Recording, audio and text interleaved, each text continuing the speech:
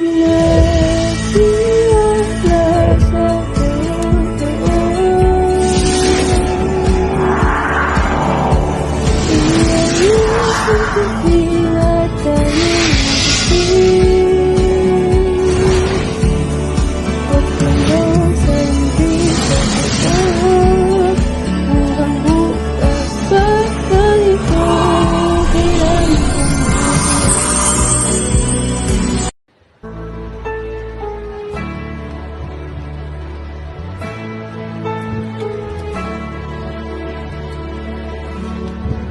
Kailan kaya makikita ang totoo? Katotohanang pilit na tinatago. Mga taong hindi batid ang tunay na mundo. Mainam na ibukas ang mga mata. Itong totoo. Wala pa sa ating itong walang katiyakan. Katotohanan hindi natin alam.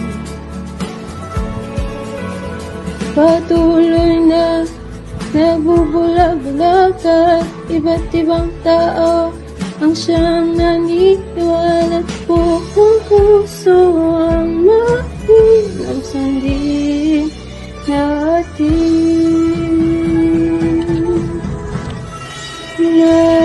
Nagtiwala sa totoo. Ialis ang piling at tayo'y magising. Pagkulong sa hindi totoo. Hanggang bukas pagkalito. Kailangan bumubulo sa ating buhay. Sarado ang isip sa tunay na mundo.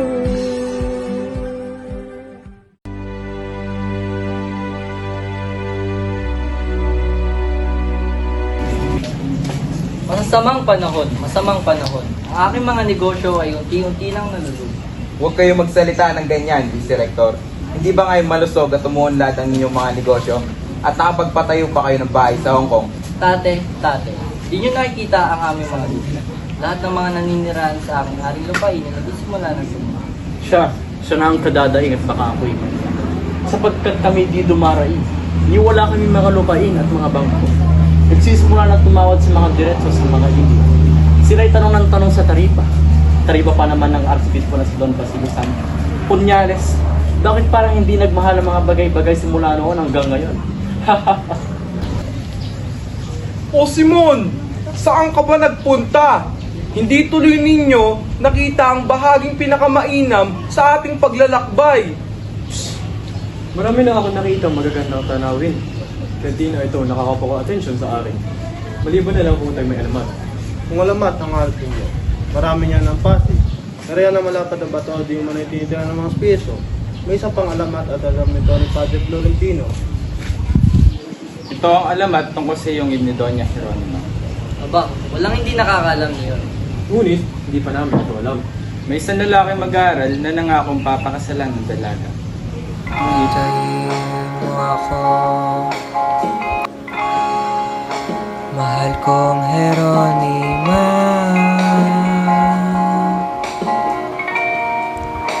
Ipinapangako ko sa'yo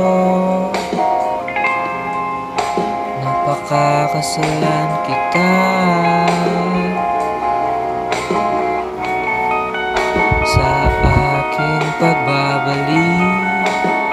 Hihintayin kita at ang pangako mo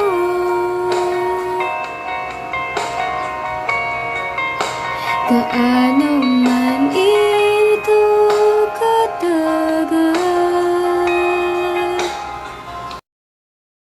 na matagalang dalaga, hanggang sa ito ay tumanda at tumaba na. Nabalitaan niyang lalaki isa na palang arsobispo sa Maynila. Isa na palang arsobispo ang aking nobyo.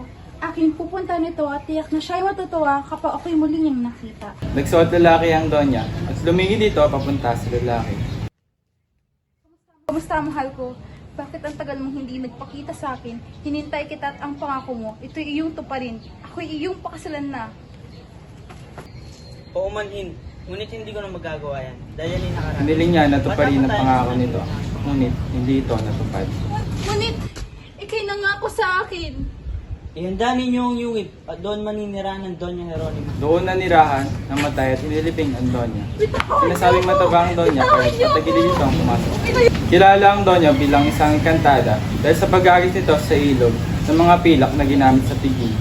Natibag ang yungib at unti-unti nang nawala sa alaala ng mga taga rito ang donya. Napakagandang alamat. Magsusulat ako tungkol dyan. Ano sa palagay ninyo, Padre Salvi? Hindi ba ito subuti kung sa Beaterio na lamang siya ikinulong, kaya ng Santa Clara at hindi sa isang yungib? Sapagkat hindi naman mainam na ipain siya sa isang yungib. Siya ay nadahit mas mainam kung siya ay kinulong sa Santa Clara. Ano masasabi ninyo, Padre? Hindi ko makakatulan ni dapat kong hatulan ang kagagawan ng mga arsobispo. Ngunit kayo, na siyang gobernador eklesyastiko ang kahaliin ng arsobispo, anong gagawin ninyo kung sa inyo nangyari ang bagay na iyon? Walang kabuluhang isipin ang isang bagay na hindi naman mangyari. Pero iyaman na pag-uusapan na rin lamang ang tungkol sa mga alamat, huwag ninyong kaligtaan ang lalong mainam. Dahil sa siyang lalong katotohanan, ang kababalaghan ni San Nicolas. Noong araw ay maraming buhaya sa lawat sa ilog. Mga buhayang napakalalakit, napakamasiba at tinudubog ang mga bangka at ipinalulubog sa agkis ng kanilang buntot. Sinasabing isang araw, isang insik na ayaw pabinyag ang dumaraan sa harapan ng simbahan. Walang ano na lumabas sa kanyang harapan ang demonyo na anyong buhaya. Itinawag ang kanyang bangka upang lamunin siya at dalhin sa impyerno.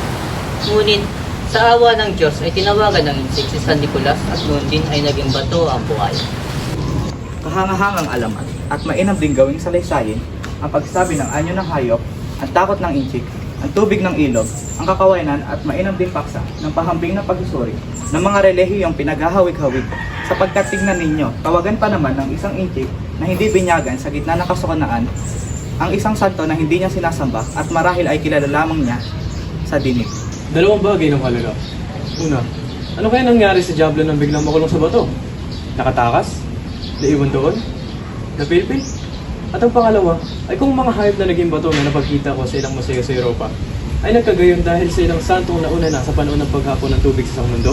Sino ang mga pagsasabi? Sino ang mga pagsasabi? Ito yamang mga alamat na napag-uusapan at mapasok tayo sa lawa. Ang kapitan dapat na nakakaalam naman. Alala ko pa pala, Kapitan. Alam ba ninyo kung saan dako ng dawan napatay ang isang nagngangalang Ibarra, Nabara o Ibarra? Ay, siya nga! Saan, Kapitan? Nakaiwan kayo ng bakas sa tubig. Kung gayon, nasaan ang kanyang bangkay? Ay sumama sa bangkay ng kanyang ama. Hindi ba isa ring filibustero, Padre Salvi? Iyan ang mga murang libing, Padre Camora. Matagal nang sinasabi-sabi ko. Sa pilibustero ang mga hindi nagbayad ng marangal ng libing. Ngunit anong nangyari sa inyo, Ginoong Simon? Nahilo ba kayo? Kayo mapaglakbay sa isang patak na tubig kagaya nito? Ang masasabi ko sa inyo ay huwag niyo itong tawagin patak ng tubig. Ito ay mas malaki pa alinman sa mga lawas sa Switzerland at malaki pa kahit pagpisanin ang lahat ng lawas sa Espanya.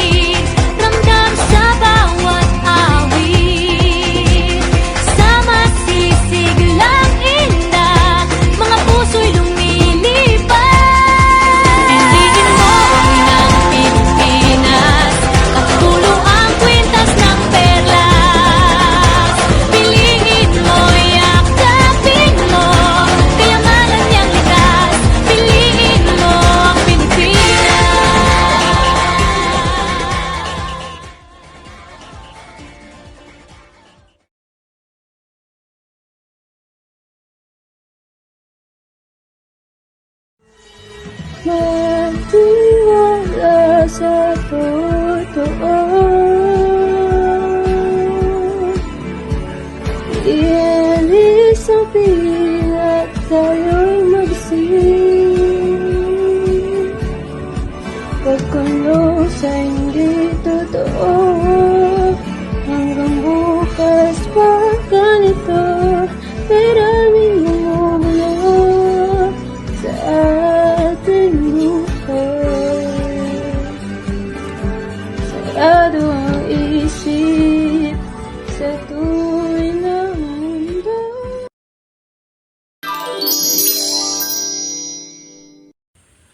Kabanata 4, Kabesang Tales. Isang matandang magkakahoy ang nanirahan doon sa kalookan ng gubat. Sa kabila ng katandaan niya, ang katawan ni Tandang Selo ay nananatiling nasa mabuting kalagayan pa rin. Simula nang bumuti ang kanyang kabuhayan, ay nagagawa na lamang siya ng mga walis. Mayroon siyang anak na lalaki, si Telesforo o kilala sa katawagan na Tales. Siya ang taong nag-arawa kay Basilio nang ito ay paslit pa lamang. Siya ang nag-asikaso sa pagsasaka ng pamilya sa kagubatan na inakala nilang walang sino man ang may-ari. Simula pa lamang ng kanilang pag-aayos ng lupa, sa nasabing gubat ay isa-isang nilagnat ang mag-anak na kalaunay nagresulta sa pagkasawi ng kanyang asawa at panganay na si Lucia. Unang araw pa lamang ng kanilang pag-aani nang dumating ang mga korporasyon ng mga pride na may pag-aari sa kalapit na bayan at inangkin nila ang lupang sakahan na nooy pinagsasakahan ni Natales.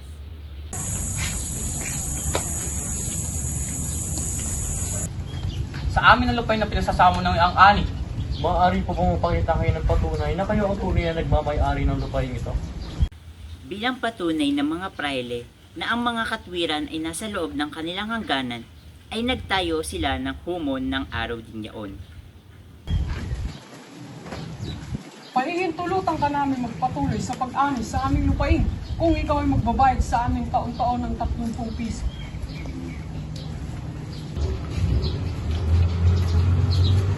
Ama, dumating ang mga praile kanina. Binigyan nila tayo ng pahintulot na magsaka roon, ngunit kapalit ito ng 30 piso. Kung ganun, anong balak mo, anak? Wala rin namang saysay kung tataliwas ako sa kanilang mga praile. Sa ganang akin, ang mga praile ay kasangkapang bakal. At ako ay kasangkapang putik. Tiisin mo na. Malaki pa ang magagastos mo sa pakikipag-usapin kaysa magbayad ng makasampu sa mga barang putik. Marahil ay gagantihan ka naman nila ng misa. Isipin mo na lamang na ang 30 pisong iyan ay natalo sa sugal o kaya na may nahulog sa tubig at kinain ng buhaya. Lumipas ang isang taon, araw muli ng sakahan. Tataasin namin ang dati 30 piso sa 50 piso. Ilang kabayan. Ganyan po ba? Ito po ang bayad ko.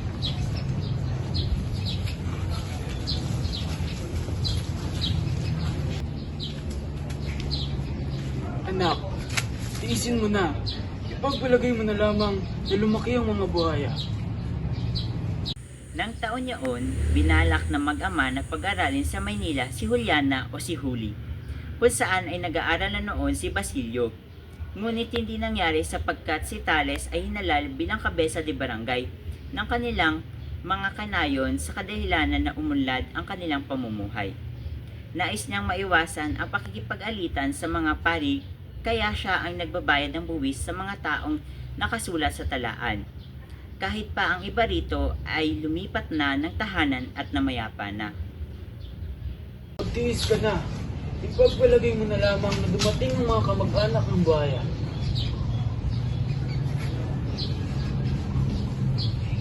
Huli anak.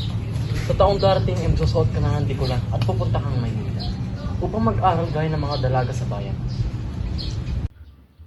Sa kagustuhan ni Kabasan Tales na papag-aralin si Huli sa Maynila, ay panay ang pangako ni Kabasan Tales sa anak kada taon. Ngunit dahil sa pagtaas ng taripa na binabayad niya sa mga praile na umabot na sa halagang 200 piso na lubhang napakabigat na sa kanya. Kung di ka mapagbayad sa tamang buwis, iba na lang mag-aani sa iyong sakaan. Marami pa naman handa mo si bayad upang mapag-aani sa iyong sakaan. Bumalik sa kanya ang imahe ng anak at asawa na babaeng namumutla, yayat, naghihingalo at nag-aapoy sa lagnat. Ang kagubatan na inayos at binungkal ay naging bukirin na pinagtataniman nila. Ang pawis na pinandidilig sa mga halaman at siya rin ang kaawa-awang si Tales, na nag-aalaro sa bukirin sa gitna ng arawan at nasusugatan ang mga paa sa bato at tuod. Habang ang praile nagliliwaliw na nakasakay sa isang sasakyan at ang mga alipin nito ay nakasunod dito na parang ito ang Panginoon nito. Hindi. Makalilibong hindi. Lumubog man ang mga kaparangan iyon sa kailaliman ng lupa at malibing na silang lahat. Sino ang tayuang iyon upang magkaroon ng karapatang makapag-ani ng kanyang mga lupain? Nagdala ba siya ng pumarito? Nang isang dakot man lang ng alabok na iyon? Nabaluktot ba ang isa sa mga daliri niya sa pagbunot ng isang ugat man lamang doon? Nabuo sa kanyang isipan ang desisyon na ipaglaban ang kanyang karapatan. Sa harap ng madla, nagmatigas si Tales. Hindi ko gustong mapunta lamang ang lahat ng hirap namin sa inyo, mga buhaya. Ipagkakaloob ko ang bukirin sa taong didilig ng dugo nito sa aking ugat.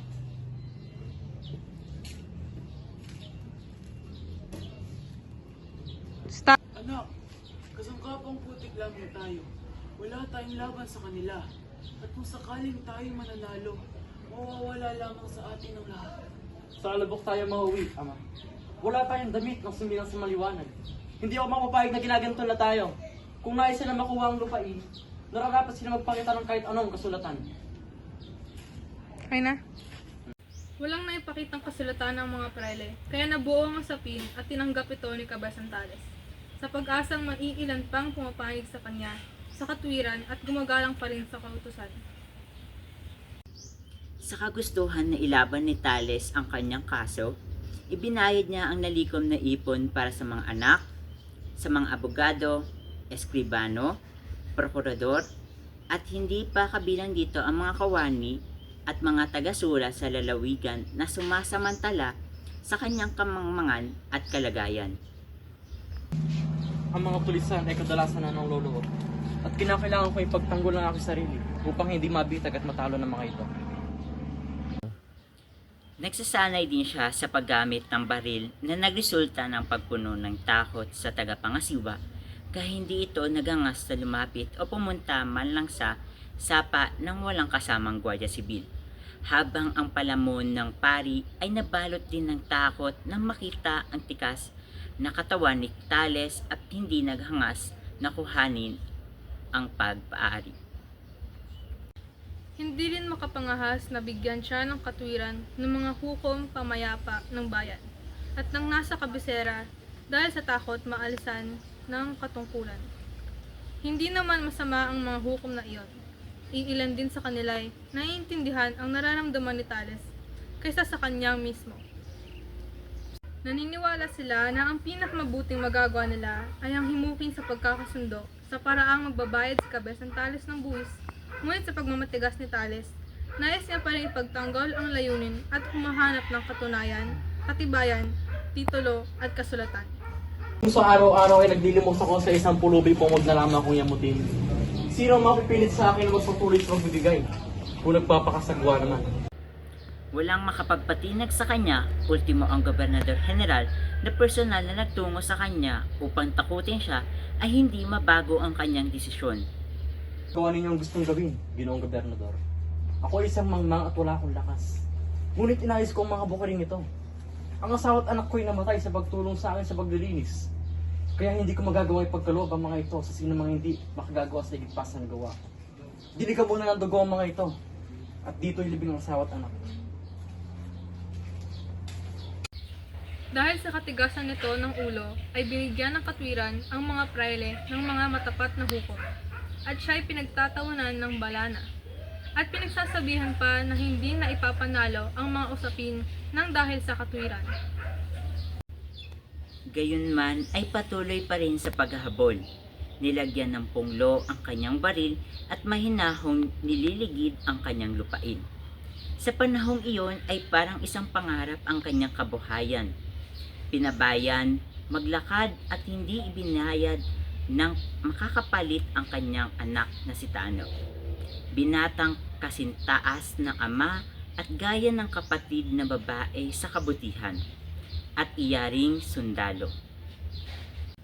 Nang tanggapin ng balita, ang matanda ay hindi nakatinag at ang anak na babae naman ay namumutla dahil sa pagkasindak. Minsan ay ninasang makipag-usap ngunit hindi nangyari. Ngunit isang lalong mabigat na hinala ang muling nagpabalik sa kanilang diwa. Magbabayad ako sa mga abogado. Kung mananalo ako sa usapin, ay babalik ko siya. Kung matalo naman, ay hindi ko na kailangan ng anak.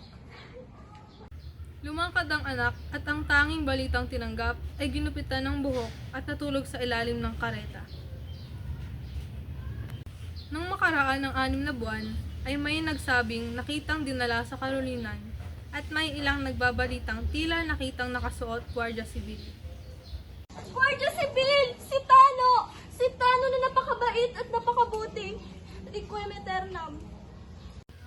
May ilang araw na hindi binati ng Nuno ang ama.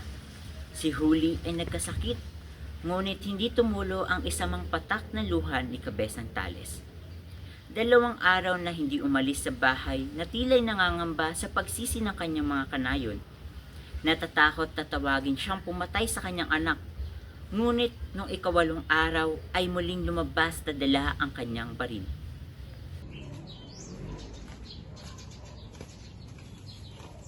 Alam mo bang may pagnasang pumatay ng tao si Kabesang Tales? At alam mo rin bang kayang binabalak na ibaw ng kuras sa lubak ng kanyang bukirin? Kaya't mula nooy, kinatakutan na siyang lubha ng private. Dahil dito, pumanahog ang isang utos ng Kapitan General na nagpabawal ng paggamit ng baril at pinasamsam na lahat.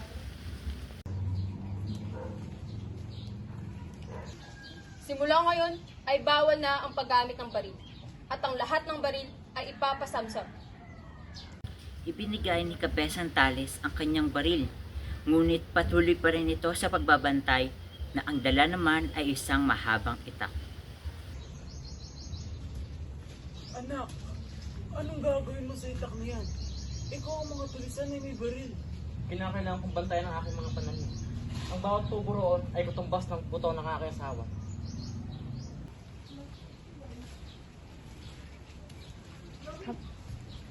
Inalasan din siya ng itak dahil sa napakahaba nito.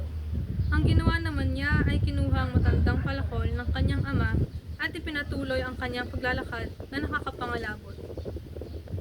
Si matandang Selo at si Huli ay nangangamba sa tuwing aalis sila ng bahay. Si Huli ay titindig sa habihan, dudungaw, magdarasal ng mga nobena. Ang matanda naman ay hindi matumpak minsan sa pagyari ng buklod ng walis at nasasabing pagbabalikan ang gubat. Ang pamumuhay sa bahay na iyon ay mahirap. Meron ka na ibabayad sa mangungko, matagat ang gold sulat. Dapat magkaroon ka rin na may ibibigay sa mga nagwawakwak sa kabuhayan at mga pinag-uusig. Bigyan mo kami ng 500 piso sa pamamagitan ng Santa Kabukid. At kapag may nangyari sa utusan ay papatiban namin ang buhay ng dakit. Meron kang 2 araw para ibigay ang aming hinihingi. Ikinasindak ng lubha ng magkamag-anak ang balita. At lalo pang nadagdagan ang kanilang problema nang malaman nila na lalabas ang Guardia Sibil upang usigin ang mga tulisan. Kung makatagpo at makapaglaban, ay alam ng lahat na unang mapapatay ang dakip. Nang matanggap ang balita, ay hindi nakatinag ang matanda, at ang anak na babae naman ay namumutla dahil sa pagkasindak. Minsan ay nagnasang mangusap, ngunit hindi nangyari. Ngunit isang hinalang lalong mabigat ang nakapagpabalik sa kanilang diwa. Huwag niyo nang patagalin pa dahil kung magtatagal ay mapupugutan ng ulo si Kabesang Tales. Si Tandang Selo at si Huli ay hindi alam kung ano ang gagawin, kahit man lang malaman kung sino ang kanilang maaring malapitan. Si Huli ay madalas sa dumudulog sa kanyang mga larawan na santo, at ulit-ulit na binipilang ang mga salapi, ngunit 200 piso ay hindi nadagdagdagan. Biglang nagbibihis, iipunin ang kanyang hiyas, hihingi ng sangguni sa matanda, tatangkaing makipagkita sa kapitan, hukom, tagasulat at sa tenyente ng Guardia Sibil. Oo ang sagot ng matanda sa lahat. At kapag sinabi ng bata na huwag, ay huwag din naman siya. Dumating ang ilang kapitbahay. Babaeng kapitbahay na kamag-anak nila at kakilala. Mga maralita at mas marilata pa kaysa sa iba. Ang pinakamataas sa lahat ay ang pusakal na panginggera na si Hermana Bali na naninirahan sa Maynila upang mag-ehersisyo. De Baterio, Lacopania. Ipinagbili ni Huli ang lahat ng kanyang mga hiyas, liban lamang sa isang agnos na may beryante at emerald na binigay ni Basilio dahil ang agnos na iyon ay mayroong kasaysayan. Madaling na ipagbili ang mga suklay, hikaw at kwintas ni Huli sa isang mayamang kapitbahay at nakalikom pa ng 50 piso. Kulang pa rin ang 250.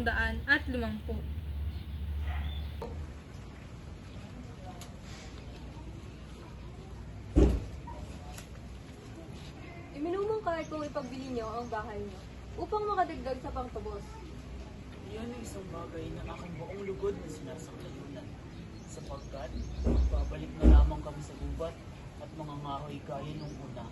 Aba, hindi ako sang-ayon sapagkat wala ang tunay na may-ari ay misay pinagbilhan ako ng isang tapos ng asawa ng hukbo.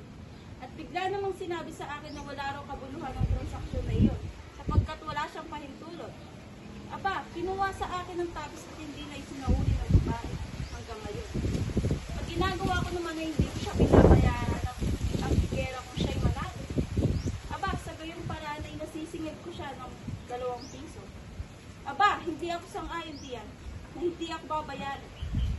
Aba, Tatanungin sana ng isang kapitbahay kung bakit hindi siya binabayaran ni Hermana sa isang maliit na utang. Ngunit inunahan siyang pangginggera, kaya tagpatuloy kaagad. Huli, kung ano ang dapat mong gawin, isang lamang muna ang bayad sa lang pagbabayaran hanggang sa manalo ang isa. Ito ang pinakamabuting balak. Kaya naman ay sinubukang gawin ito sa araw ding yon. Sinamahan ni Hermana at nilibot nila ang lahat ng bahay ng mayayaman sa tiyan. Ngunit walang pumayag sa gayong kasunduan sapagkat anilay talo ang usap at ang pagtulong sa kalaban ng praile ay parang humahanda na sa paghihiganti nito. Sa kahuli-hulihan ay nakahanap din sila ng matandang reliyosa na nakahabag sa kanyang kalagayan.